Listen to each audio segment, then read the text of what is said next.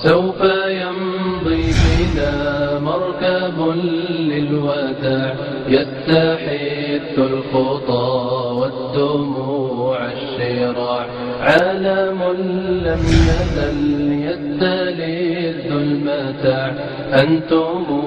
إخوتي خير هذا المتاع سوف يمضي بنا مركب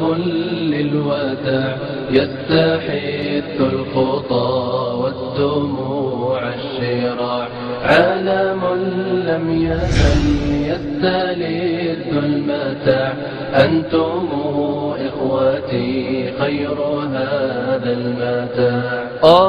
يا إخوتي بعدكم لا يراد كيف أنسى أخي كيف يحل الرقاد.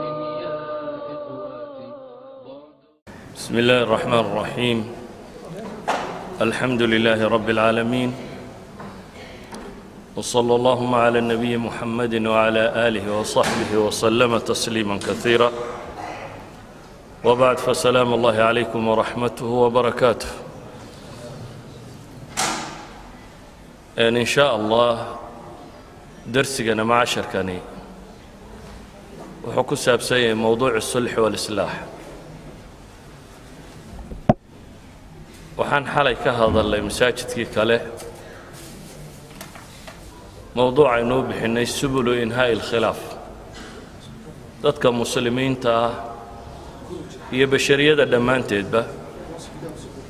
muranka dhex yaalla iyo isqabsiga iyo ismaandhaafka see loo xallilayaa ama xal ma leeyahay.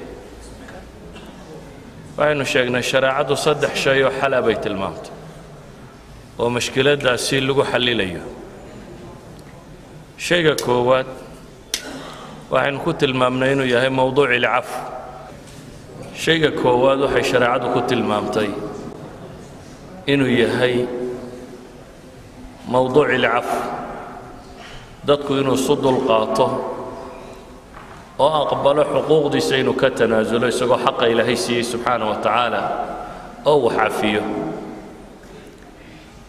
caawana mowduuca labaad ee xalkaa baan tilmaamaya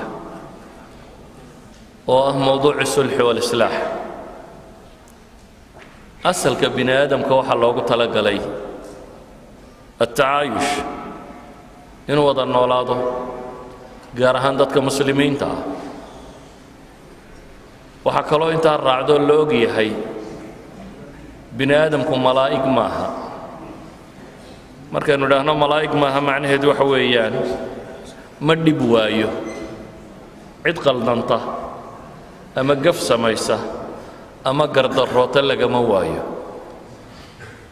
bulshada waa dhici kartaa cid isqabsata. bulshada soomaaliyeedna wakhtigan waxay ku caanbaxday qof yar iyo qof weyn, qabaa'il, culamo, siyaasiyiin, cid waliba inay haysato dhagaa iskula jirto, lala yahay si loo xallilo ama loo kala saaro mashkiladooda. ugu horrayn, nebigu calayhi salaatu wasalaam axaadiista ka asaxday imaam albukhaariy fi ladab almufrad iyo abu daawuud iyo xaakim iyo axmedba soo warinayaan. wuxuu nebigu tilmaamayaa man hajara akhaahu sanatan fahuwa ka safki dami. qofka walaalkii sanad ka hijrooda, yacni marka la isqabto ee cafisaanu dhicin, xal inaanay ahayn in la kala tagaabaa ilaahay tilmaamaya. qofka walaalkii sanad ka hijrooda wuxuu la mid yahay baa layidhi ka safki dami, dhiiggiisa uu qubay. riwaayadka hore xadiidka ka mida wuxuu nebigu leeyahay hajru lmuslimi akhaahu ka safki dami. xadiidka saxiixaynka ku qoran, siiba saxiixu muslim xadiidka ku yaalla, nebigu calayhi salaatu wasalaam wuxuu inoo sheegay albaabada jannada in la furo maalinta isniinta iyo maalinta khamiista, oo ilaahay u dembi dhaafo qof kasta oo muslima oo aan ilaahay u shariik yeelin. qof kasta oo muslima oo aan ilaahay u shariik yeelin rabbi subxaanahu wa tacaala inuu dembigiisa dhaafo. laba mooyaane buu nebigu yidhi calayhi salaatu wasalaam. حديث كوفيرسو إلا رجل كانت بينه وبين أخيه شحناء فيقال أنذروا هذين حتى يصطلحا نبي حلي عليه الصلاة والسلام لبضتك كمدة إياك الرب وحي هذا والله بعلادي ودحيسو مسلمة وإياك موحدين تينا كترسن وموحد إلهي سبحانه وتعالى ومشرك يليان لكن waxay kala tagaan iyagoo colaadi u dhaxayso kuwaasi kuma jiraan dadka khamiista iyo isniinta loo dambi dhaafo ilaahay wuxuu ku yiraahdaa kuwa arrinkooda dib u dhiga hatta yastaliha ba ilaahay leeyahay ilaa intay ka heshiinayaan idan in la heshiiyo aakhira ku xidhan adduunkaaga ku xidhan dadka muslimiinta inay heshiiyaan aakhiradooda ku xidhan وحديث صحيح مسلم ككوجرا وحو شيغيا إن دنبغودا لا عفينينين إلى يني هشيس لا يمادان مويانه adduunkooda ku xidhan oo dadku hadduu wax wada qaban waayo midoobi waayo waxba ma noqdo sulxigu markaa qadiyad kastoo la isku qabto bini aadamku isku qabto in laga heshiiyaaba ku fiican ee sulxi aqbasha عمر بن الخطاب waxa laga wariyaa inuu leeyahay marka dadku isqabtaan buu wuxuu oran jiray رد الخصوم حتى يصطلحوا dadka ishaya celiya wa qadaadiisa buu la hadlayaa ilaa ay bal marka hore ka heshiinayaan oo heshiis ku daya waayo buu leeyahay qadaagu maxkamadu iyo dadka la xukumaa nooc min ad-daqaa'im bay reebtaa buu leeyahay qalbiga wax ku reebtaa islaahuna waa radd al-qulub قضاءنا ورد الحقوق بينهما قضاء وقفك أو لوجر نقو حقي سيلسيه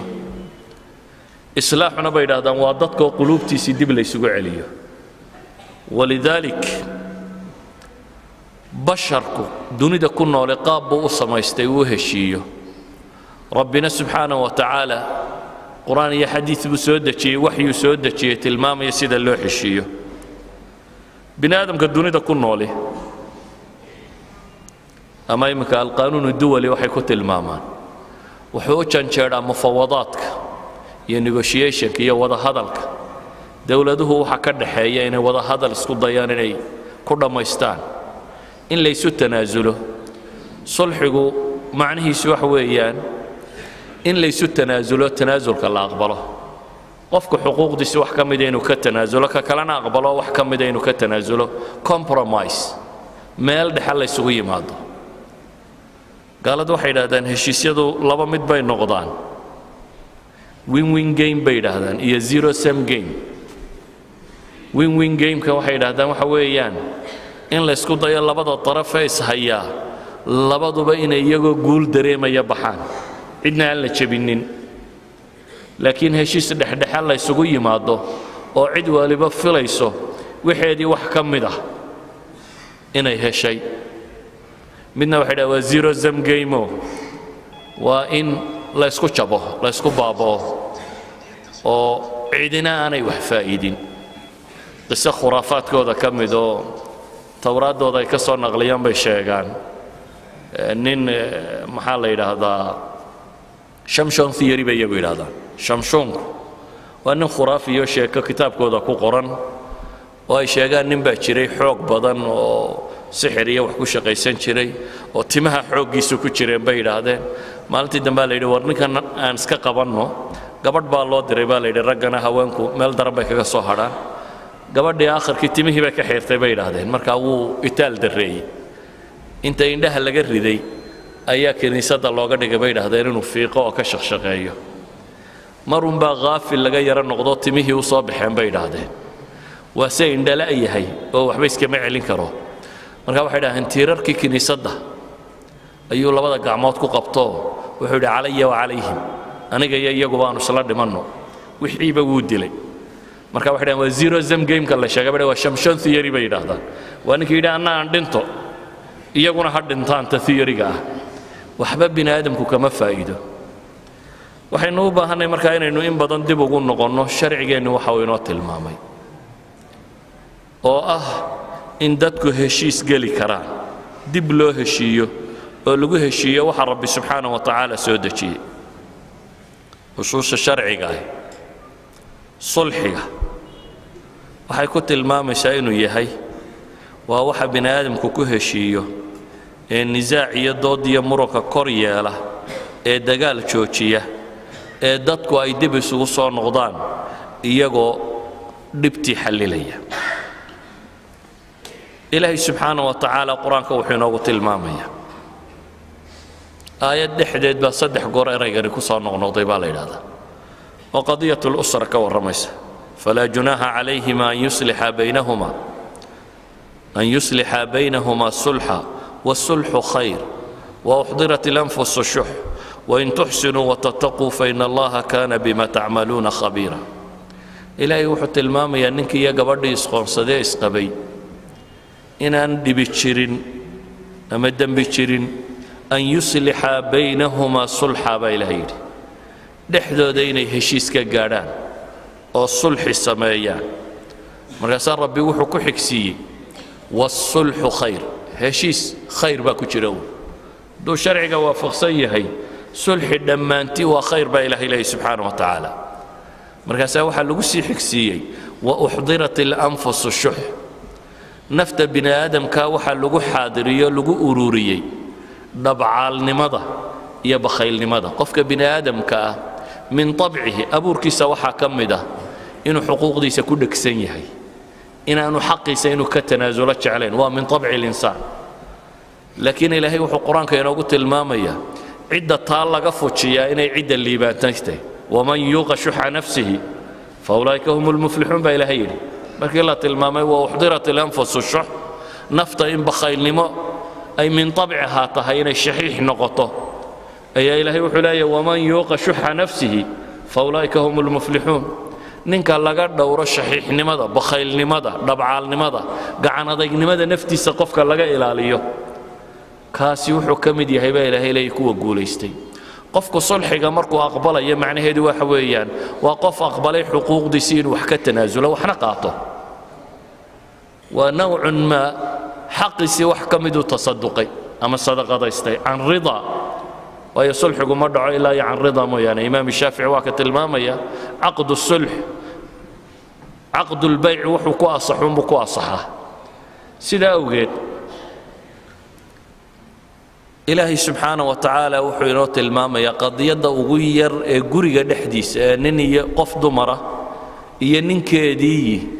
mashkilaadka ka dhex dhaca in sulxi lagu daweeyo sulxigaana khayr badan baa ilaahay leeyahay subxaana wa tacaala hadday bulsho iyo jamaaco tahay ilaahay wuxuu leeyahay fattaquu allaha waaslixuu daata baynikum fattaquu allah waaslixuu daata baynikum wardadow ilaahay ka cabsada oo waxa dhexdiinaa islaaxiya aayadani waa suuratu lanfaal aayadda ugu horaysa aayadani sababta ku soo degtay waxaynu naqaanaa bini aadamka nawcun maa xoolo jacaylku uu ku abuuran yahay laakiin waa wuxuu naftiisa markuu tarbiyeeyo uu ka kori karo saxaabadii nebi maxamed calayhi salaatu wasalaam ee adduunkoodii ilaahay dartii uga tegey ee hijrooday ee xoolo waxay lahaayeen ka tegey ee madiine tegey ee dagaalka galay ee badar guulaystay ayaa haddana adduun isku afdhaafay cibaadatu bnu saamid xadiidka saxiixa waa ku tilmaamaya saa'at akhlaaqunaa buu leeyahy maxay isku qabteen gaalada wixii laga furtay ee ghaswatu badar xoolii badnaayee la furtay qolaa goobtii dagaalka markii la joogay xoolaa ururisay qolana xoolaha iyo waxaa kumay mashquuline gaaladii la eryayey bay sii eryeenoo fogeeyeen gaalada la eryayaana dee qof kastoo soo dagaal tegay wuxuu cunayay iyo seefihiisi iyo wixiisii oo dhan awrkiisay u saaran yihiin ama faraskiisa haddaad jabto oo baxsanayso waa la isfudaydiyaa waxaad sideetoo dhan waa la iska daadiyaa gaaladuna wixii way daadinaysa iyana waxaan la daadinaya may guraynine waxay eryayeenuun nimankan yaacaya rag baa iyagu wixii daatay oo dhan soo guray qolana nebi maxamed bay ku hadhay calayhi salaatu wasalaam oo waxay u arkayeen waa intaasoo gaaladu meeluun dhabarjabinaya wax ka samaysaa ilaahay rasuulkiisa inay ilaaliyaan salawaatu ullahi wasalaamu calayh markii dagaalkii dhammaaday ayaa nimankii xoolaha soo urursaday waxay yidhahdeen xukum horena ma soo degin oo qaniimo ka warramaya ama fay yacni xukum sharciyoo la yaqaano oo sheegaya waxa gaal laga furto sida loo qaybsanayaana ma yaallo nimankii xoolaha soo qaatay baa waxay yidhaahdeen intan annaga alahoo dee soo gurannay qoladii nimanka sii eryayeyna waxay yidhaahdeen annaguba waa guran kari lahayne gaalkaannu dhicinayno eryayne kuwii nebiga la joogayna waxay dhahayn nebiga calayhi salaatu wasalaam baanu ilaalinaynay dabeetana muran baa ka dhashay murankaas baa ilaahay qur'aan ka soo dejiyey yasaluunaka cala alanfaal qul ilanfaalu ilaahay uu leeyahy waxay ku weydiinayaan xoolahay ku weydiinayaan laga furtay gaalada waxaad tidhaahdaa xoolaha xukumkeeda ilaah iyo rasuulkiisaa la weydiinaya ilaah iyo rasuul baa xukumaya laakiin iyagaa ilaahay la hadlo wuxuu leeyahay fattaquu llaha waaslixuu daata baynikum intaan beder wixii ay wacdara dhigeen iyo waxay gaalo jabiyeen iyo waxay sameeyeen ilaahay ka warramin waxa ilaahay ka warramay inuu iyaga qulubtooda dib isugu soo celiyo dad walaala ah inay dib u noqdaan saa daraaddeed baa rabbi leeyahy fattaquu llaha waaslixuu daata baynikum ilaahay ka cabsada oo daatilbayn waxay dhexdiinna yaalla wanaajiyo ka heshiiya baa la leeyahy waatiicu llaha warasuulahu in kuntum mu'miniin ilaah iyo rasuul baa aqbala haddaa mu'miniintiin dabeetana sifaadka mu'miniinta aayaddu akhriyaysa xukumkii xoolaha xaggee lagaga warramay aayadda 41aad baa ka warramaysa fii suurati alanfaal bacda 40 aaya ayaa ilaahay ka warramay anfaalka xukumkeeda wuxuu noqonaya idan ayuha alikhwa islaaxu oo dadka muslimiintii waxa dhexdooda ay islaaxiyaan shareecada waa wax aad ugu weyn hadday qoys tahay iyo hadday jamaaco tahay iyo hadday laba fardiyo kaloo isaya tahay inama almu'minuuna ikhwatun faaslixuu bayna akhawaykum baa ilaahay leeyahy subxaana wa tacaala wattaquu llaha lacallakum turxamuun cid kastoo ay tahayba walidalik baa nebigu calayhi salaatu wasalaam guryihiisu waxay ku nabnaayeen masaajidka isagoo masaajidka gurigiisa ku jira ayuu wuxuu maqlay laba nin oo masaajidka gudihiisa isku haysto laba saxaabiya saxaabigii kacb ibnu maalik la odhan jiray iyo ibnu abi xadrid saxaabi la yidhaahdo kacb ibnu maalik baa ninkan kale dayn siiyey dayntii baa muddadeedii dhaaftay ninkiina waxba uu horu u waayey dabeetana masaajidka dhexdiisuu ku qabsado wuxuu yidhi war xoolahaygii keen kii kalena wuxuu sheeganayaa inaanu xoolo haynin hadalkaa taagtaagmay markaa nebi moxamed baa maqlay calayhi salaatu wasalaam masaajidka dhexdiisa labada nin ee adduunka isku haya dabeetana intuu daaha iska rogay ayuu yidhi yaa kacab buu u yeedhay xadiidku saxiixaynka ku yaalla kacb ibnu maalik buu nebigu u yeedhay kacab baa yidhi labayka rasuula allah ilaahay rasuulkiisiiyo ku ajiibay labayka yaa rasuula allah dabeetana nebigu calayhi salaatu wasalaam wuxuu gacanta ugu ishaaray tilmaam uu ka fahmay war ninka badh xoolaha ka dah nus ka dah qad facaltu buu yidhi waan yeelay ilaahay rasuulkiisiiyo dabeetana nebigu calayhi salaatu wasalaam saxaabigii kaluu la hadlo wuxuu ku yidhi war ninkani xoolihii nus buu kaa daaye kacoo nuska kale meelunka raadi orod daynbax aduguno nuska kale baadi doon yacni nebigu calayhi salaatu wasalaam labadaa saxaabi ee adduun isku haya ee mid dayn lagu leeyey ka kalena uu hantida leeyey wuxuu ku dhexdhexaadiyey meel dhexe war isugu yimaada oo raadiya waxaa qur-aanku inoo tilmaamaya xataa jamaacaadka muslimiinta ama ummadda muslimiinkii laba qabiil laba shacab laba dowladood laba urur waxa isdile kastee muslim ka mida in dhexdooda islaax laga raadiyo wain طaa'ifataani min almu'miniina iqtataluu baa ilaahay leeyay laba kooxood oo mu'miniinta ka mida hadday isdilaan faaslixuu baynahumaa baa ilaahay yidhi dhexdhexaadiya fain bagat ixdaahumaa cala اlukhra faqaatiluu alatii tabqi xataa tafii'a ilaa amri illah hadday midi gardarooto culamadu waxay dhahaan labaduba hadday gardaran yihiin labadaba xaqaa loo sheegaya waa la kala celinaya labaduba hadday gardarrada dayn waayaan muslimiinta inta kale waa iska raacayaan labadu waxay isku hayaan hadduu adduun yahay waa la dhexdhexaadinayaa labadu waxay isku hayaan hadday diin yihiin xujadaa lagu oogayaa cidda xujada markaa sii diidda dhan baa laga wada maraya macnaheedu waxa weeyaan laabud in dagaalka muslimka la joojiyo inuu joogsado waa inay laabud noqotaa nabiguna calayhi salaatu wasalaam axaadiistiisa tiro badan iyo qur-aan tiro badan baa masaladaa tilmaamaya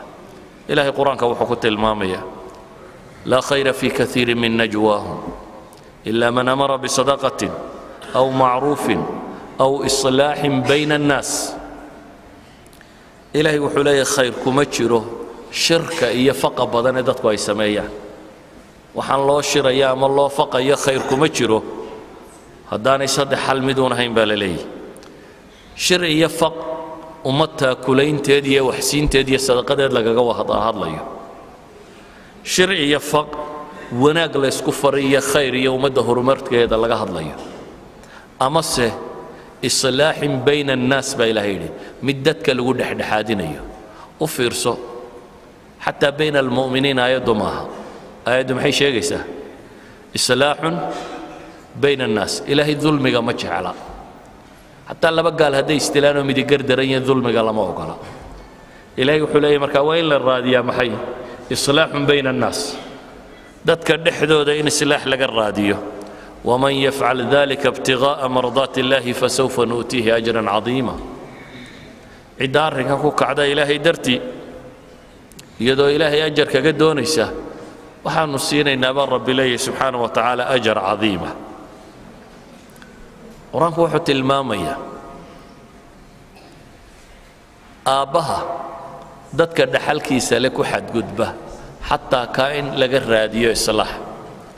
qof baa sii dardaarmayo dardaaranku ijxaaf ku samaynaya ama dadkii dhaxal lahaa buu isleey xoolaha sii weydaari ilaahay quraanka wuxuu leeyahay faman khafa min muusin janafan aw ithma cidda qofka dardaarmaya uga cabsata dambi ama xadgudub oo faasilaha baynahum baa ilaahay yidhi oo sulxi dhexdooda ka raadiya kaas baa rabbi leeyahay subxaanahu wa tacaala falaa ithma calayh dambi korkiisa ma saara quraanku wuxuu inoo sheegayaa dhexdhexaadinta ummadda la isku daya in la islaaxiyo wanaag laga raadiyaa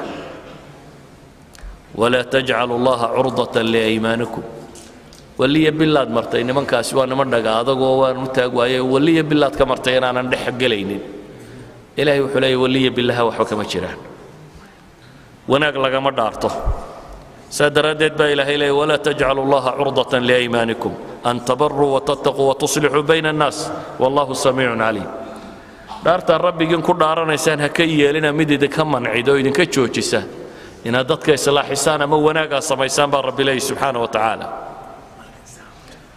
قرانك وحينو شيغيا حتى هدي قاعد حد أتكدي موبيسو إصلاح هدتك اللي دحق ليه qofka ku soo daymoobay dayn ku soo qaada inuu ka mid yahay kuwa la siinayo zakada sideedii sinfiye zakada qaadanayay sideyntan looga bixiyo wuxuu islaaxa ku sameeyay uu dadku heshiisiyay inuu ka mid yahay oo zakada dawaagi hore waxa ururin jirtay dawladda muslimka sideed sinfiye la yaqaanana waa la siin jiray qofkaasi hadduu yimaado wal ghaarimiintu ku jira kuwa daymoobay ee xaqa u leh in zakada wax laga siiyo ayuu ka mid yahay markaynu quraanka u fiirsanno markaa quraanku wuxuu inoo tilmaamayaa dhammaantii in islaax la raadiyo dadka muslimiinta dhexdoodana in heshiis laga raadiyo nabiguna calayhi salaatu wasalaam isagoo saxaabada la hadlaya xadiidka imaam tirmidi soo saaray sheekh albaanina saxiixa ku tilmaamayo tirmidi laftiisana saxiixa ku tilmaamayo wuxuu nabigu saxaabada ku yidhi maydin warama alaa ukhbirukum biafdala min darajati الsiyaam والصلاة والصدقة maydin sheegaa wax ka fadli badan darajada soonka iyo salaada iyo sadaqada aqliga qofka muslimka ee mu'minka wuxuu yaqaanaa saddexda tani inay arkaanul islaamka ka mid yihiin soon iyo salaad iyo sadaqo muxadisiinta qaarkood markay sharxayaan tii rasmiga ahayd bay ku sharxaan shuraaxdu se waxay u badan yihiin inay tahay tatatawuca marka furuudul caynkii laga yimaado salaada mutatawwica aad samayso caawo dhan inaad taagnaato waxa ka fadli badan laba muslima inaad heshiisiiso sadaqada sunnada ee la bixiyo waxa ka fadli badan inaad heshiisiiso laba reero istilaya inaad dhex gashid soonka sunnada waxa ka fadli badan tan saddexdoo la isku dara buu nebigu leeyahay darajada soonka tatawuca iyo sadaqada tatawuca iyo salaada tatawuca wax ka fadli badan ma idin sheegaa buu saxaabadii ku yidhi waa wax aad u weyn saddexdaas shay ka fadli badan saxaabadu waxay yidhaahdeen bala ya rasuul allah haa ilaahay rasuulkiisiiyo way ku yidhaahdeen nebigu wuxuu ku yidhi calayhi salaatu wasalaam islaaxu daati albayn dhibta dhexdiinna taalloo hagaajisaan baa ka fadli badan inaynu caawiya maantaba soonno sunne oo salaatuleyl iyo duxa iyo sunan badan tukanno iyo rawaatib oo sadaqa tiro badan la baxno waxaa ka fadli badan ummaddan istilaysa inaynu kala qabanno inaynu dhexdhexaadinno in dadka muslimiinta alla isu keenaabaa ka fadli badan waana xadiidkii nebi moxamed calayhi salaatu wasalaam ee war wadaad sheegay ama ijtihaad bini aadam ma aha waxa uu nebigu inoo tilmaamayaa marka oo sunnada nebiga calayhi salaatu wasalaam ku cad been sharciga ku bannaanay inay jirto iyo run aan sharciga ku bannaanayn been sharciga ku bannaan xadiidka bukhaari warinaya nebigu wuxuu leeyahy calayhi salaatu wasalaam laysa alkadaabu alladii yuslixu bayna annaasi fayanmi khayran aw yaquulu khayran fayanmi khayran aw yaquulu khayran beenaaluhu ma aha ka dadka islaaxiya ee khayr u kala sheega ama khayr yidhaahda khayrkan uu kala sheegaya waa maxay imaamu nawowi raximahullah wuxuu leeyahy waالظaahiru ibaaxa xaqiiqa nafsi اlkadib lakina alikhtisaara cala tacriid afdal daahirka xadiidku wuxuu sheegayaa buu leeyahy beenta dhabta ah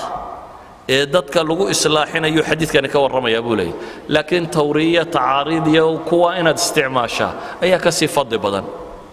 oo waa maxay dad baad heshiisiinaysay warka inta adag ama inta qallafsane ay kuu kala sheegtaan qoladan baad la hadashay war qalqallafsan buu kuu sheegay qolada kalaad la hadashay war kaloo ad adag bay kuu sheegeen laakiin qolo waliba in xaqo ay ogolaatay ama waxbay sheegeen waxaad guurisoo qura inaha khayrka ay kala sheegeen maad sheegin nin waliba intii inkaarta qabtay uu sheegay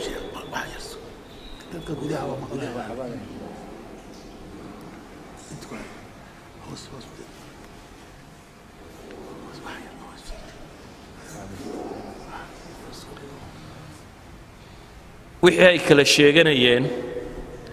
ee ku saabsan dhibaatooyinka ay sheegeen lama sheegin waxa aad sheegto keliya waxa dhibtee u dhaxeeya ayaad ka booda wixii aad isugu soo jiidayso bale waxay yidhaahdaan imaamu nawowi siduu sharxiisa ku tegayo haddii xataa khayr aanu sheegin aad ka sheegto si uun loo islaaxiyo wax u wanaagaan oo wax ku hagaagaan beentaasi way bannaantay buu imaamu nawowi leeyahay daahiru alxadiid sida uu sheegayo nebi maxamedna wuxuu leeyahy laysa alkadaabu beenaalaha ma aha ninka warkaa sheega run aan bannaanayn baa shareecada jirta qabiil ama reer ama koox baa war xun sheegay qolo kale ay cayday war adag bay ka sheegtay kuwii kale intaad u timi ayaa tidhi reer hebel saasay lahaayeen ama hebel baa sidaa lahaa ama caynkan buu sheegaya ama caynkan waa run waxaanaad sheegaysaa laakiin waa run namiiminimo aad ku sii kala dirayso runtaasi waa xaaraan waa runta naarta lagu galay ka mid iyadoo run ah oo xaqiiqo jirta ay tahay waxaanaad sheegayso maadaama waxa ka dhalanaya uu yahay uun inaad dadkan isku dirto oo inaad isku xumayso uun ay tahay runtaa naar baa lagu galaa saa daraaddeed buu nebigu wuxuu leeyahy calayhi salaatu wasalaam laa yadkhulu ljannata nammaam ama laa yadkhulu ljannata qataat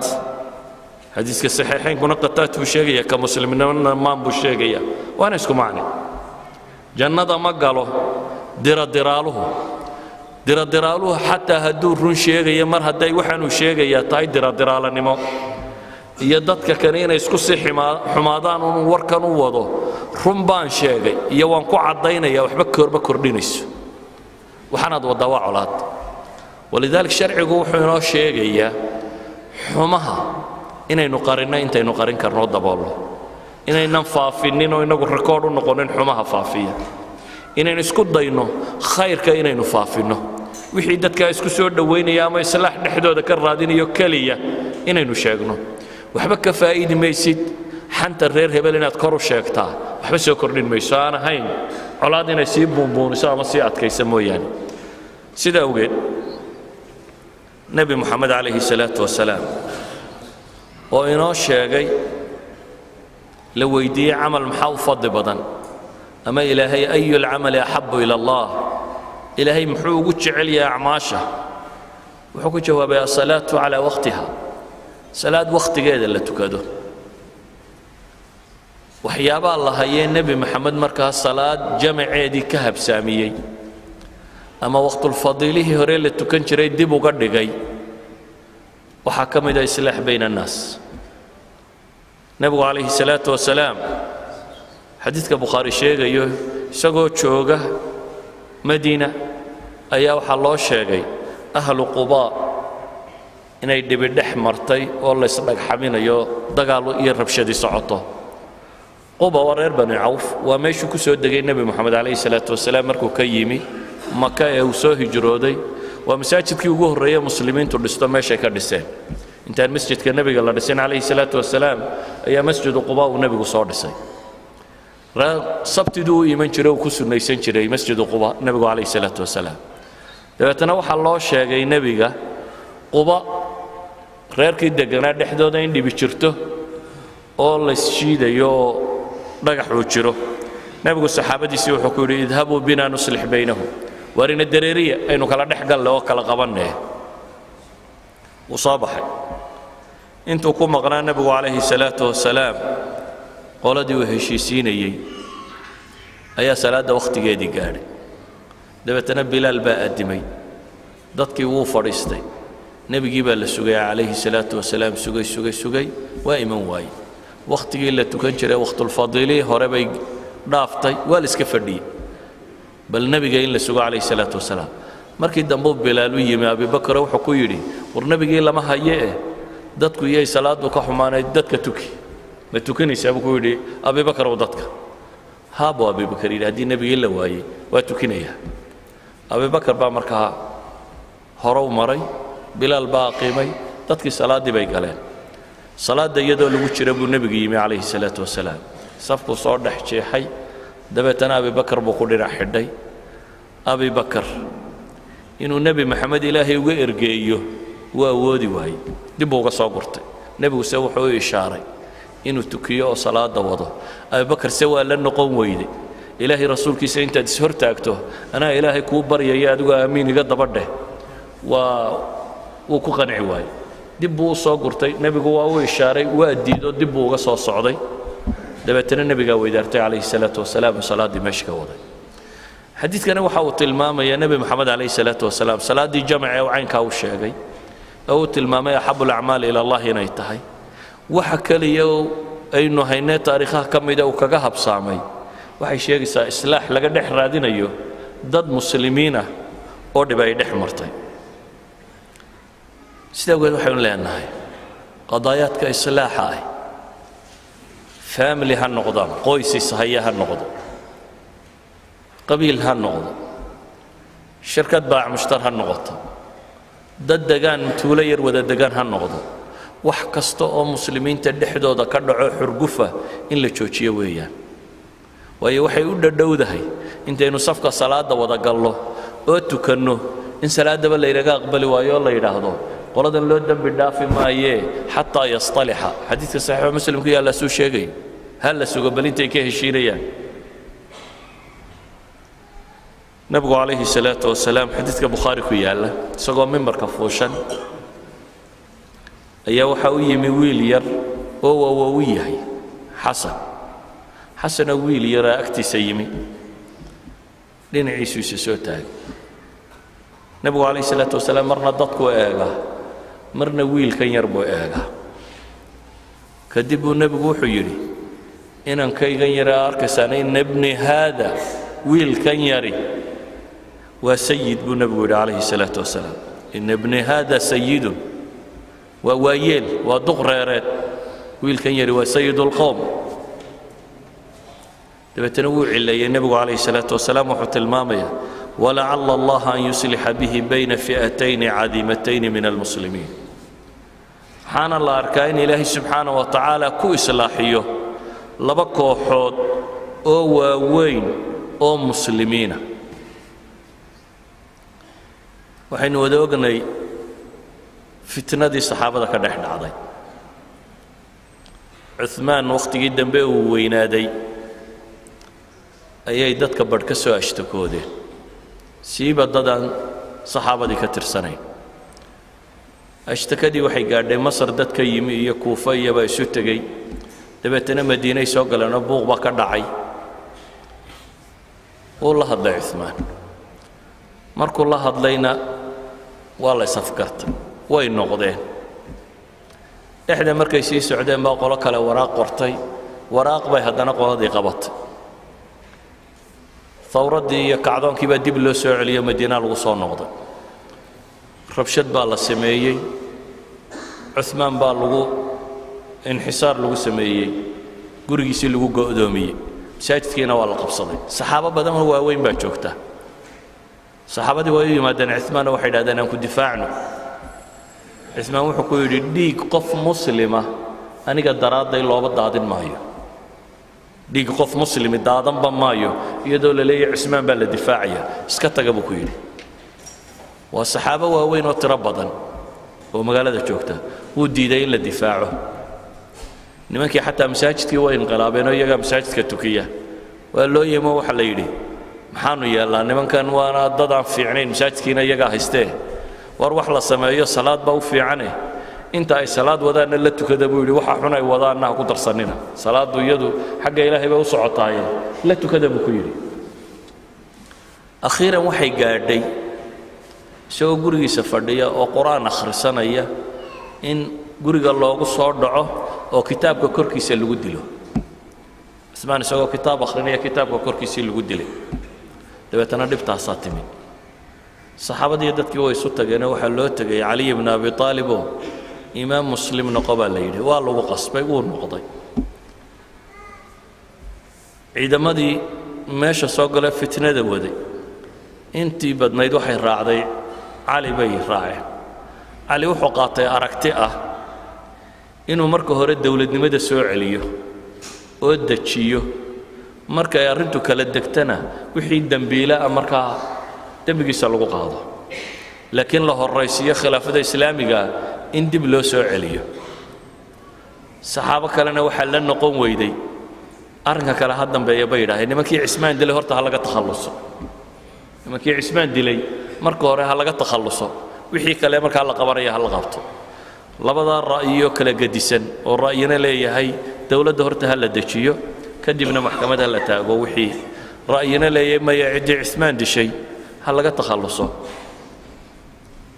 intii wada hadalladu socdeen oo groupkan kalena rag saxaabo waaweyn ku jiraan marka Talha iyo Aisha iyo Zubayr iyo dad badan ku jiraan nimankii mushkilada geystay waxay u arkayaan hadii heshiis dhaco in talaabada ku xigta iyaga tahay iyaga marka waxa uu danay inaan meeshan heshiis ka dhicin fitnada ay sii walaaqeen marka arintu soo dhawaataba xagga ka bood xagga wax ka dil baan sheeg waa uun rabshada sii badatay waa kii xarbul jamal dhacay dagaalkii Sifayn dhacay waladii Shaam yimaadeen dagaalka ka qayb galeen Muawiya iyo Amr ibn Aas dagaal ba muddo socday dagaalkii markuu muddo socday kadib waxaynu naqaanaa taariikhdu say sheegaysaa niman baa tashaday kacbaday ku tashadeen intay xaramka yimaadeen ba waxay yiraahdeen muslimkii dib uu ka bixi waayay nimankan muslimiinta madaxda ka ahina iyagaaba gaalo oo maaha niman khayr qaba nimankan aan ilayno markaas dadku hagaagayay go'aan bay ku kala qaateen xaramka ilaahay sheegaya qolana inay xagga iyo Shaam qabato oo Muawiya Amar ka takhalusto qolana inay xagga iyo Kuufa qabato oo Ali ibn Abi Talib la dilo maalinta caynka sahal la dilo qoladii qabatay Shaam kumay guuleysan labadii nin ay doonayeen inay dilaan qoladii qabatay Kuufina Ali iyo salaad subax u soo baxay ayay seefta ku boobeen way dileen Ali markuu la dilayna khilaafadii waxa loo dhiibay maxay xasan ibnu alcaliyi baa qabtay xasan ibnu caliyi isagoo ciidan 100 kun ku dhadhow wata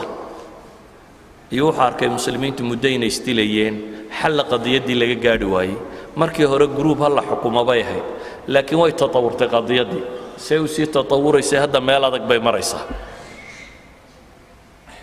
wuxuu aqbalay sultadii iyo khaliifatulmuslimiin isaga markaa ah khaliifada islaamiga uu gacanta ku hayo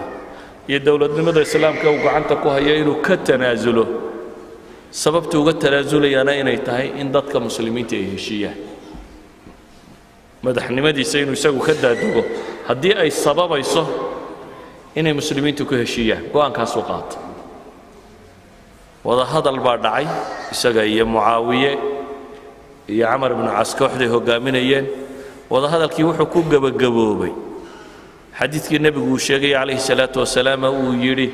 ina bnii haada sayid inankayga kani waa sayiduu nebigu ku tilmaamay waxaana la arkaa in ilaahay subxaana wa tacaala uu ku mideeyo laba kooxood oo waaweyn oo muslimiina inuu ku mideeyo labadii kooxood ee muslimiinta ahayd waxay heshiiskooda sababo ay ku heshiiyeen tanaasulka uu aqbalay alxasan ibnu alcaliy ee ah inuu khilaafada islaamiga ka daadego dhiigga muslimkuna uu joogsado idan ayuha alikhwa markaynu heshiiska ka warramayno heshiis xaas wuu noqon karaa nin iyo gabadhii isqaba heshiis laba kooxooda wuu noqon karaa heshiis laba dowladooda wuu noqon karaa heshiis laba shacaba wuu noqon karaa heshiis khilaafada muslimiinta ee guuda siyaasadda islaamiga oo dhanba ah wuu noqon karaa waxaan laga heshiin karin oo nolosha ka midi ma jiraan waxaan laga heshiin karin oo nolosha ka midi ma jiraan nebi muxamedna calayhi salaatu wasalaam markuu wiilkan yar tilmaamayo isagoo mimbarkiisa taagan uu saxaabadiisa la hadlayo wuxuu u tilmaamayaa wanaagga uu leeyahay in muslimka la heshiisiiyo waxa uu tilmaamaya qofka muslimka heshiisiiya siyaadadaasi alxasan ibnu alcaliy wuxuu ku helay uu nebi maxamed manqabada uu siiyey calayhi salaatu wasalaam inuu ficilkaa sameeyey qadiyaddaa siyaasiga muslimiintu isku haysay inuu ka tanaasuli karo ayuha alikhwa qadaayaadka siyaasiga xataa tagaalada heshiis waa laga geli karaa dowladda islaamiga ama bulshada muslimiinta iyo gaaladu sulxi way geli karaan sharciga isna waafaqsan isna waxay nagu filan sulxiga quraanku ku tilmaamayo inna fataxna laka fathan mubiina fatxiga quraanka sheegayo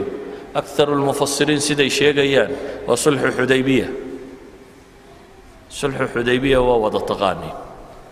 nabigu calayhi salaatu wasalaam 1400 oo nin isagoo wata ayuu soo cimro tegey laakiin quraysh waxay u aragtay in sharaftidii quraysh meel ka dhacay ku tahay 1200 oo nin oo hubkoodii sitaa intay soo galaan inay cimraystaan oo noqdaan qurayshina way diiday arrinkaa waa ka hortimi waxay go'aansatay inay u diido nebi moxamed calayhi salaatu wasalaam iyo saxaabadii wada hadal baa dhacay markaa muddaa negotiation socday oo kolba quraysh ay mufawad nin afhayeen oo u hadlo u gorgortamo u soo dirayeen nebigana ay wada hadlayeen akhiiran heshiis baa la galay heshiiska la galay ugu dambayntii wuxuu ku gabagaboobay heshiis 10 bandi ka kooban 10 qodob ka kooban oo ay ka mid tahay nebigu calayhi salaatu wasalaam inuu noqdo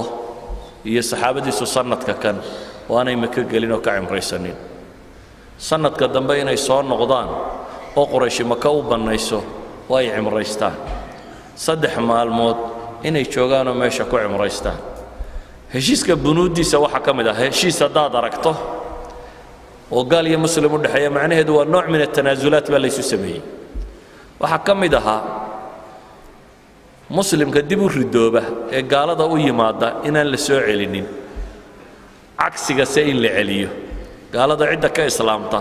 ee aanay soo fasixin ka soo baxsatee muslimiinta u timaada in loo celiyo heshiiskay ku jirta waa qof muslim oo soo baxsado gaalka yimi in la celiyo maadaama heshiiskii la qoray uu ku jiray 10 sannadood in dagaalka la joojiyo heshiis qodobadaasi ku jiraan baa la galay intii heshiiskaba markii la galay la isiri qora ayaa waxa yimi nin saxaabiya oo silsilada ku xidhan yihiin oo la torjargareeyo la garaacay oo xabsi ka soo baxsaday oo maqlay muslimiintii baa soo dhowaatay isla gaalada ka fakoo muslimka raac ayaa meeshaysa soo taagay heshiiska cidda nebi maxamed la gelaysana waa aabihii waa suhayl ibnu camar oo markaa gaal ah wuxuu yidhi nebi maxamedow heshiiskula geli maayo calayhi salaatu wasalaam kaas oo aad ku dabaqda mooyaane kanbaa ugu horreeya waxaynu ku heshiinay kan celi nebigu wuxuu ku yidhi anjisni kan ii sii dah ma sii daynaya buu yidhi waad celinaysa odaygan suhayl ibnu camar inamadiisii iyo walaaladii 7 ka mid ah islaamay isagoo cadhu buuxaa nebi maxamed wuxuu arkaya calayhi salaatu wasalaam reerkii inuu ka dhacayo intii badnayd ka haystay kii ku hadhay ama waa kan ordaya ee silsiladu ku xidhan yihiin kan baa ugu horreynaya buu yidhi waxaad celiso nebigu wuu ka codsaday oo ka baryay inuu kan u oggolaado wuu diiday abujandal nebigu wuxuu ku yidhi isbir waxtasib waar sabir oo ilaahay dartii xisaabso oo iska noqo buu nebigu ku yidhi heshiis baan galo heshiiska ka bixi maayee adigu wixii ku soo gaadhay dhibaato ah aakhira ilaahay ka abaalmarina sabir oo ilaahay dartii xisaabsa buu ku yidhi abujandal saasaa lagu celiyey heshiiskan daraaddii baa lagu celiyey heshiiska markii la yidhi qora cali ibn abi aalib baa loo yeedho waxaa la yidhi qor maxaa la qorayaa waxaa la yidhi bismi illaahi araxmaan araxiim qor suhayl ibnu camar baa soo boodo wuxuu yidhi may lama qorayo waayo raxmaanuraxiimka ma naqaana buu yidhi annagu maxaa la qorayaa bismika allaahuma qora buu yidhi intaasaynu isku waafaqsannay bismika allaahuma magaca ilaahay baan ku bilaabannay intaa qora buu yidhi ama araxmaan araxiim adaa la yimi annaga nooguma jirto u qor buu nebigu yidhi intay ogol yihiin bismi illaahigii baa la qoray waxaa la qoray intii ay qirteen oo ah bismi illaahi waxaa la yidhi ha la qoro haddana heshiiskii baa la wadaa wuxuu nebigu yidhi calayhi salaatu wasalaam waxaad qortaa haadaa maa saalixa calayhi muxammadun rasuulullah kani waa wixii ilaahay rasuulkiisu uu heshiis kula galay sug buu yidhi ha qorin waa waraaqda sidii loo qoraya lagu muransan yahay maxaa la qoraa buu yidhi haddaad rasuulullaahi kuu garanayno ismaynan dilleen buu yidhi magacaaga ku qoro kani waa wixii uu maxamedoo ina cabdilaahi quraysh kula heshiiyey qoro amaa rasuulullaahi lagu qori maayo buu yidhi warqadda cali intii la hadlayuu qoray dabeetana wuxuu nebigu yidhi miyaad qortay baa la yidhi cali haa waan qoray buu yidhi ka masax baa la yidhi wallaahi inaanan ilaahay rasuulkiisa masaxayn buu cali yidhi waa qorraanaysaa maxamedun rasuulullaahi inaad tahay waa ku qorraanaysaa cali waa ka dhaartay nebigu wuxuu yidhi calayhi salaatu wasalaam bal itus halkaad ku qortay nebigu waxna ma qori jirin waxna ma akhriyi jirin itus buu yidhi halkaad ku qortay wuxuu tusay halkii uu ku qoray nebigaa tirtiray ilaahay baan ku dhaartay buu yidhi ilaahay rasuulkiisii baan ahay xataa haddaa idinku i beenisaan afkiinna ku rasuulnimo waayi maayo buu nebigu leeyahay calayhi salaatu wasalaam ilaahay rasuulkii waan ahay laakiin waraaqdu ka masaxa heshiiskii wuxuu ku gebagaboobay bismika allaahuma in lagu qoro waraaqda iyo moxamed ibnu cabdilaahi in lagu qoro calayhi salaatu wasalaam oo rasuulullaahida laga daayo gaalaa lala galay heshiiska saas ku gebagabo heshiiska kadib wixii lagu heshiiyey waa kii yimi ninkii soo baxsaday ahaa baxay abu basiir kiina saynu taariikhda ku hayna nebigu wuu soo celiyay calayhi salaatu wasalaam xadiidkani markaa wuxuu sheegayaa sulxu xudaybiya wuxuu sheegayaa kow in gaale heshiis lala geli karo laakiin heshiisku mutlaq isna maaha hawaabit shariica waa inaanu khilaafsanayn wixii la doono maaha in gaale lala geli karo heshiis oo dagaalku heshiis iyo hudno iyo islaax uu ku dhammaan karo midnana lala geli karo idan waxaan leenahay islaax iyo heshiisku wuxuu noqon karaa nin iyo gabadhiiyoo la heshiisiiyey laba qof oo muslimiin oo fardiyo kaloo kale ajannabiyoo la heshiisiiyey jamaaco la heshiisiiyey shirkad la heshiisiiyey qabaa'il la heshiisiiyey shacab la heshiisiiyey dowlad la heshiisiiyey dowlad muslim iyo cid gaalo oo heshiis la wada galay nolosha khilaafaadka sida loo dhammeeyo waa ka mid baynu leenahay nolosha khilaafaadka iyo muranka soo dhex gala sida loo dhammeeyo waa ka mid sidaa awgeed shareecada islaamiga waxayna baraysa heshiisku kow inuu cadaalad ku salaysan yahay oo intaad labada qof mid iska dulmidaan inaad tiraahdo waa heshiis laa yajuus wuxuu ku salaysan yahay labada qofba inay raalli ka yihiin oo ridaa u yahay dadka in la qasba maaha dadkeenu markay dad la heshiisiinaya inta badan dadka way ku dirqiyaan ma hebel aqbalo waad naga yeelaysaa waa lama dirqiyo bini aadamka waayo imaamu shaafici wuxuu leeyahay sida riduhu shardiga ugu yahay bayca ayuu shardi u yahay isna sulxigana u yahay waxa laaliya wixii baac uu ku xidhmo buu sulxina ku xidhmaa buu leeyahay caqdu bayc waxa looga qiyaas qaadanayaa buu leeyahay maxay caqdiga sulxiga ah idan wuxuu u baahan yahay caqdu bayc oo dhan buu u baahan yahay maxay caqdiga sulxigeena sulxiga waxa kaloo shuruudiisa ka mid ah wax xaaraana inaanu xalaalaynaynin wax xalaalana inaanu xaaraantinimaynayn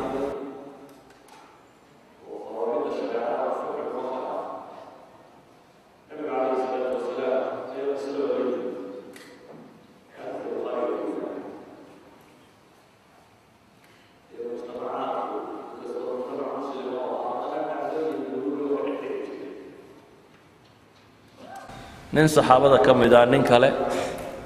nin baa nin inankiisii shaqaalo uga dhigay dhoobi ama qawsaar waxaad tidhaahdaanba xoolaha qofka raaca ayuu noqday nin buu markaa xoolaha u raacayay sidii uu xoolaha u raacayay ayaa ninkan xaaskiisii guriga joogay unbaa la heshiiyey wuu u weydaartay dabeetana ninkii xaaska qabay baa ogaaday in dhibi dhacday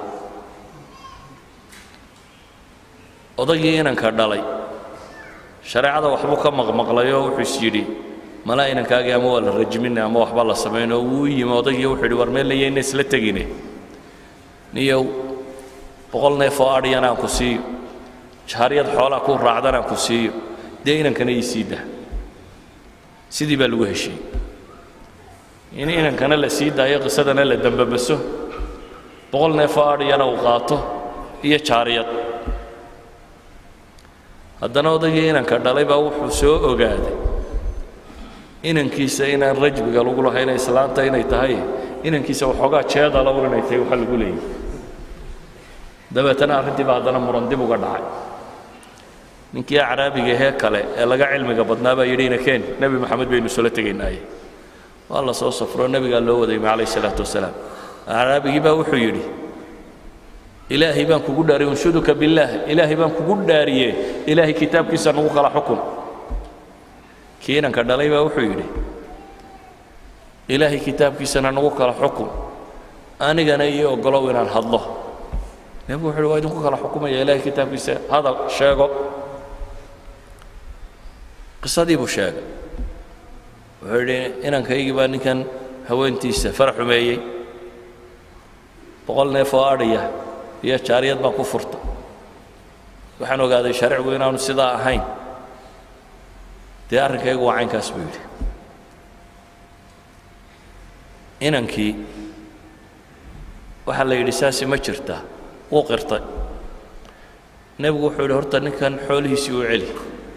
jaariyaddii iyo 100kii neef adhigaaba celi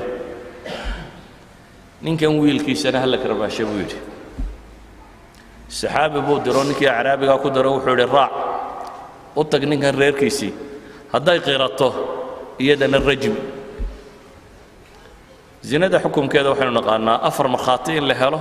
ama qiraalku waa sayid haddaad wax qirato dee markhaatiyaa looma baahna adaa qirtay caqligaaga iyo maankaagana aad qabto bele kaleana aanay jirin weliba ninka qirashadiisu gabadha markhaati kuma aha haddaad ugu tidhaahdo gabadh baa ka zinaystay oo ay gabadhu tidhaahdo maan arag adigana waa lagu karbaashi gabadhana waa la iska sii dayn ilaa iyada waxba may qaranayn 4 markhaatina lama keenin marka waxaad adigu qirato aduunbaa lagugu qaadayaa qofka kale uma gudbayso wiilkii wuu qirtay waa la jeedalay qofkii dumara baa loo tegey way qaratay iyana waa la rajmeeyey marka xadiidkan waxaa laga qaadanayaa bay culammadu leeyihiin sulxi kastoo aan sharciga waafaqsanayn inuu marfuud yahay inaan la aqbalaynin wax kastoo lagu qaatana inuu celis iyo faasid yahay وبقولكي نفارق هاي وحبوا العلي وحديث كان لقى فائدة يا علماء مركالية شرط كستو إلهي حدود دي سلقوا برنستين وباطلية وحيابا الصلح قال لنا إنه كم دهين نبينا عليه الصلاة والسلام وحليه الصلح جائز بين المسلمين حديث إمام الترمذي وريني حسن صحيح وقلت المام الشيخ الألباني الصحيح كل شيء الصلح جائز بين المسلمين هشيسكو ضدك مسلمين تدحدو دو بناي مدمو يعني ابو نبوري إلا صلحا حرم حلالا أو حل حراما يعني بنود iyo نقطka waxyaaba lagu heshiinay qodobada heshiiska waa inaan ku jirin wax sharciga khilaafsan ama xuquuqdaada wixii aad uga ka daadagayso waa la ogoliyay ilaahay xaqiisana sulxi lagama galo waa xuquuqda bini aadamka weeyaan waxa tanaasulaadka aqbala laakiin ilaahay subxaanahu wa ta'ala xuquuqdiisa tanaasul lagama aqbalo ayuha alikhwa nabigu calayhi salaatu wasalaam axaadiista ka sugan waxaa ka mid ah afdalu sadaqa